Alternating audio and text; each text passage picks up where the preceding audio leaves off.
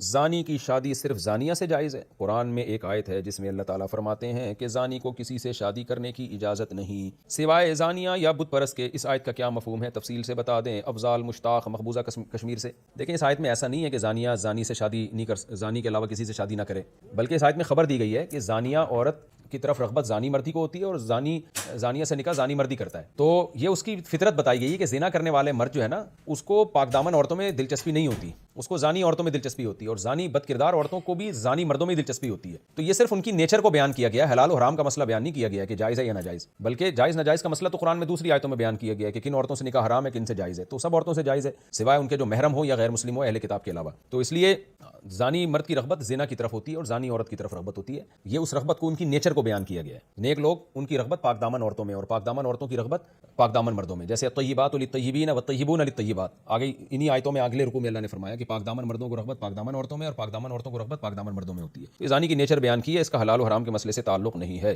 کون سی اجناس میں ربا الفضل ہوتا ہے؟ زمین کی جتنی اجناس ہیں کیا وہ ربا الفضل میں داخل ہوتی ہیں یا نہیں ہوتی؟ حسن صاحب راولپنڈی سے۔ ربا الفضل کہتے ہیں دو جنس کا جب آپس میں، ایک جنس کی دو چیزوں کا آپس میں جب تبادلہ ہو تو ایک طرف سے اضافہ ہو۔ تو اس میں یہ ہے کہ جو چیزیں مکیلی اور موزونی ہیں، وزن کر کے بکتی ہیں یا کسی خاص برتن میں بکتی ہیں، ان میں ربا الفضل کا تحقق ہوتا ہے۔ اور جو عددی چیزیں ہیں جیسے کینو مالٹے، یہ عددی چیزیں ہیں، گن کے بکتے ہیں، کیلے درجنوں میں بکتے ہیں، ان میں ربا الفضل نہیں ہوتا۔ لیکن جو تول کے بکتی ہیں جو چیزیں زمین سے نکلنے والی، جیسے چاول، آٹا، دال، تو ان میں ربا الفضل ہوتا ہے۔ کیا مطلب؟ 1 کلو چاول 1 کلو چاول کے بدلے میں بیچ سکتے ہیں، اضافہ حرام ہے۔ 1 کلو کھجور 1 کلو کھجور کے بدلے میں بیچ سکتے ہیں، اضافہ حرام۔